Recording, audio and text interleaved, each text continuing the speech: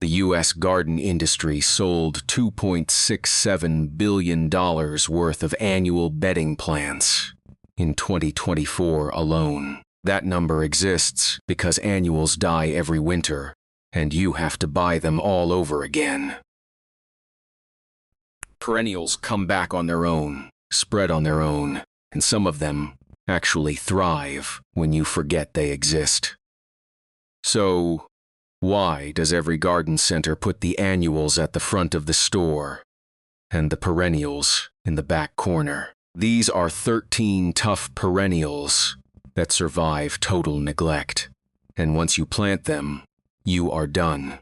It was 1987, and my grandmother was planting marigolds for the 32nd year in a row. Same flat, from the same garden center. Same $12 every April. She did that for another decade, before my grandfather quietly stuck a few daylilies along the fence. Those daylilies are still there. The marigolds needed replacing again this spring. That one fence row taught me everything I needed to know about where your gardening budget should go. The annuals gave her one summer of color. The perennials gave the whole family decades. And the garden center never once suggested she switch. They made more money selling her the same marigolds every year. Every plant on this list meets 3 rules. It survives in zones 3 through 9, or close to it. You can find it at a local nursery for roughly $3 to $8 per pot, and it does not punish you for skipping a week of watering, a month of fertilizing, or an entire season of paying attention. If you are the kind of gardener who plants something in April and then forgets about it until October, this list was built for you. Number 13, daylily. You can buy a single daylily fan for around $3 to $5 at most nurseries. And within 2 seasons, that one fan becomes a clump of 8 to 12. By year 4, you are dividing it and giving divisions away to neighbors. That means your $3 investment just produced 5 or 6 free plants. Daylilies handle full sun, part shade, heavy clay, sandy loam, road salt, and drought. They grow in zones 3 through 9. The variety Stella d'Oro blooms from June through September. If you snap off the spent stalks, but even if you never touch it, you still get waves of gold flowers all summer. Plant them 18 inches apart along a fence line or a driveway edge, and they fill in completely by the 2nd year. You never need to stake them, spray them, or fuss over them. One neighbor of mine planted a dozen fans along her mailbox in 2009 and has not spent a single dollar on that bed since. It looks better now than it did on planting day. Number 12, black-eyed Susan. Rudbeckia is a native wildflower that grows along highway medians across the eastern United States. If a plant can handle the exhaust, gravel, and zero irrigation of an interstate shoulder, it can handle your backyard. Hardy in zones 3 through 9. A 1-gallon pot runs about $4 to $6. Black-eyed Susans self-seed freely, so one plant becomes a patch within 2 years, without you lifting a finger. They bloom from midsummer through the first hard frost, and their dark seed heads feed goldfinches through the winter. If you leave those seed heads standing through fall and winter instead of cutting them back, you get free bird entertainment and free new plants come spring. The only thing that kills them is soggy soil. If your yard drains even halfway decently, these will outlast you. Number 11, sedum, sometimes sold as stone crop. Sedum stores water in its thick, succulent leaves, which means it laughs at drought. The upright variety called Autumn Joy grows about 2 feet tall and produces huge flower heads that start pink in August, turn copper in September, and darken to russet by October. You get 3 months of changing color from a plant that asks for nothing but sunshine. Hardy in zones 3 through 9, you can pick up a 4-inch pot for $3 to $5. Sedum roots from broken stems, so if a piece snaps off during planting, just push it into the soil and it grows a new plant. Try doing that with a petunia. The low-growing varieties like Dragon's Blood also work as ground cover between stepping stones or along the edge of a patio where nothing else will survive the heat radiating off the concrete. Both types attract butterflies in late summer when other flowers are winding down. Number 10. Coneflower. Echinacea purpurea is the original purple coneflower, and it thrives in lean, poor soil where fancier perennials refuse to grow.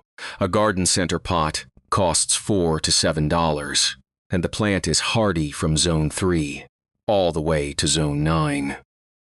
Coneflowers bloom for 6 to 8 weeks in midsummer, attract butterflies and bees, and leave behind spiky seed heads that feed birds through winter. Once established, they do not want fertilizer. They do not want rich soil. They do not want to be fussed over. Overwatering and overfeeding produce floppy, weak stems, while neglect produces sturdy, upright plants covered in flowers. Neglect makes this plant stronger, not weaker. The less you do, the better it performs. If you have a patch of dry, rocky ground where the lawn gave up years ago, coneflowers will turn it into the best-looking part of your yard. Number 9. Catmint. Nepeta is a mint relative that blooms in waves of lavender blue from late May through October if you shear it back once after the first flush fades. If you never shear it, you still get a solid month of flowers, plus fragrant gray-green foliage the rest of the season. Hardy in zones 3 through 8, catmint costs about $5 to $7 per pot and spreads into a dense, weed-smothering mat within 2 years. Deer leave it alone, rabbits will not touch it, and mosquitoes tend to avoid the area where it grows. The only creatures that love catmint are bees, butterflies, and gardeners who are tired of babysitting their flower beds. If you plant catmint along a walkway, you also get a burst of fragrance every time someone brushes against the foliage.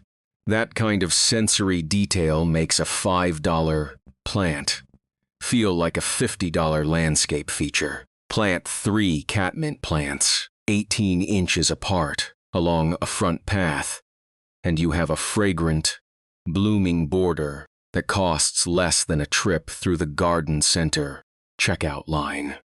Number 8. Yarrow. Achillea millefolium grows wild from roadsides to meadows to rocky hillsides where nothing else survives. Has been thriving across North America without irrigation or cultivation for as long as the continent has been documented. No watering schedule, no feeding routine, no attention of any kind. You can buy a nursery pot for $3 to $6, plant it in zones 3 through 9, and then walk away. Yarrow blooms in flat-topped clusters of white, yellow, pink, or red from June through August. And those clusters attract beneficial insects like ladybugs and lacewings that eat garden pests. So yarrow does not just look good, it protects the plants around it. The ferny foliage stays green into late fall, and it spreads quickly enough to fill a bare patch in one growing season. If it starts spreading wider than you want, just pull the edges. That counts as your total annual maintenance. You can also cut the flowers and dry them for winter arrangements that last for months on a shelf. Number 7. Creeping phlox. Phlox subulata is a ground-hugging evergreen that erupts into a carpet of pink, purple, white, or blue flowers every April and May. It drapes beautifully over rock walls, slopes, and raised bed edges. Hardy in zones 3 through 9. A 4-inch pot costs $4 to $7, and each plant spreads about 18 inches per year. After the spring bloom, the dense mat of needle-like foliage stays green year-round and chokes out weeds underneath it. You never need to mow it, fertilize it, or water it once it is established. If you have a slope that is difficult to mow or an area where grass refuses to grow, creeping phlox solves both problems at the same time. It holds the soil, it suppresses weeds, and it looks like a waterfall of color every spring. That is what a living mulch looks like when it also happens to be gorgeous. Number 6. Russian sage. Perovskia grows 3 to 4 feet tall, with airy spikes of lavender blue flowers floating above silvery foliage from July through September. It looks expensive and architectural, like something a landscape designer would charge you $400 to install in a commercial planting. A nursery pot costs $5 to $8. Hardy in zones 4 through 9, Russian sage wants full sun and well-drained soil. That is the entire care sheet. It tolerates drought, heat, wind, poor soil, deer, and neglect. The silvery stems hold up through winter and add structure to the garden even after the flowers are gone. Cut it back to about 6 inches in early spring, and it rockets back up. If you want a plant that makes your neighbors think you hired a professional, this one does it for the price of a coffee. 3 plants, spaced 2 feet apart, create a hedge-like effect that screens a utility box or an air conditioning unit beautifully. If you are finding this useful, go ahead and subscribe. I cover budget gardening tips like this every week. Number 5. Blanket flower. Gaillardia is a native wildflower that grows in sand dunes, prairies, and the medians of Texas highways.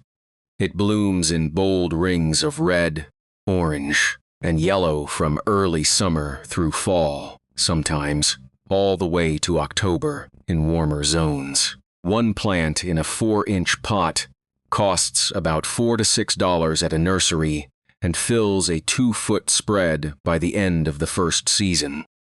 Hardy in zones 3 through 10, blanket flower performs best in poor, sandy soil with sharp drainage. Rich soil and extra fertilizer shorten its life, so all that expensive compost and the bags of Miracle-Gro that garden centers love to upsell you, skip them for this one. Blanket flower rewards you for spending less money on soil amendments and doing less work. It blooms longer and harder when conditions are tough. The worse the soil, the better the show. Number 4. Hosta. Every other plant on this list wants sun. Hosta is your shade answer. If you have a north-facing bed, a spot under mature trees, or a side yard that gets 2 hours of light per day, Hosta fills it with lush, sculptural foliage that comes back bigger every year. Hardy in zones 3 through 9, a basic green hosta at a nursery costs $3 to $8, depending on size. You plant it, water it a few times the first summer, and then it takes care of itself for decades. Hostas spread by underground rhizomes and can be divided every 3 to 5 years to fill more space or share with neighbors. The leaves come in shades, from deep blue-green to lime gold, and some varieties grow large enough to use as a focal point where you might otherwise need an expensive shrub. Slugs are the one common pest, but a ring of crushed eggshells around the base handles that without any chemicals. Save your breakfast eggshells for a week, and you have enough for a dozen plants. Number 3. Bee balm. Monarda is a native perennial that hummingbirds treat like a personal refueling station. It blooms in shaggy globes of red, pink, or purple from midsummer into early fall. A nursery pot runs about $4 to $6, and the plant is hardy in zones 4 through 9. Bee balm spreads by runners, so one plant becomes a sizable colony within 2 or 3 seasons. If it gets too ambitious, pulling out the edges in spring takes about 5 minutes. The variety called Jacob Klein has strong mildew resistance and deep red blooms that reliably attract hummingbirds through August. Plant it where you can see it from a window, and you get a live nature show every afternoon in July. If you want to attract hummingbirds on a budget, a single bee balm plant does more than a $30 hummingbird feeder that you have to refill every 3 days. Number 2. Shasta daisy. Leucanthemum superbum produces the classic white-petaled, yellow-centered daisy that looks like something from a greeting card. It blooms for 6 to 8 weeks in summer, stands 2 to 3 feet tall, and handles heat, cold, and moderate drought without complaint. Hardy in zones 4 through 9, a nursery pot costs about $4 to $7. The variety called Becky performs reliably for years, without staking, and resists disease better than older varieties. It blooms reliably for years and divides easily when the clump gets thick. If you want a flower that makes your yard look polished without requiring you to actually polish anything, this is it. Shasta daisies also make excellent cut flowers. One clump produces enough blooms for a fresh vase on the kitchen table every week through July and August, which saves you another $10 or $15 a month on grocery store bouquets. Number 1. Purple coneflower and black-eyed Susan planted together. I am giving the top spot to a combination because these 2 native wildflowers do something no single plant can match. Coneflowers bloom first in early July. Black-eyed Susans peak in August and September. Together, they give you continuous color from early summer through the first frost, for a combined investment of about $8 to $12. They attract the same pollinators, tolerate the same neglect, grow in the same zones, and look like they belong together. They belong together because they grow together. They're in the wild across meadows and prairies throughout the eastern half of the country. Plant them in groups of 3 to 5 in full sun. Skip the fertilizer. Water them maybe once during a severe dry spell their first summer. And then forget about them. They seed around each other, fill in gaps, and create a meadow effect that garden centers would sell you as a premium wildflower mix for $40 a bag. By year 3, this $8 combination covers more ground and produces more blooms than a $100 flat of annuals that lasted 1 season. 13 plants, all of them under $8 per pot. All of them coming back year after year, while the annuals at the front of the garden center need replacing every single spring. Your grandmother's marigold money could have built a permanent garden 30 years ago, and nobody at the register would have told her that. Now you know. If you want more ways to save money in the garden, there are plenty of videos on the channel.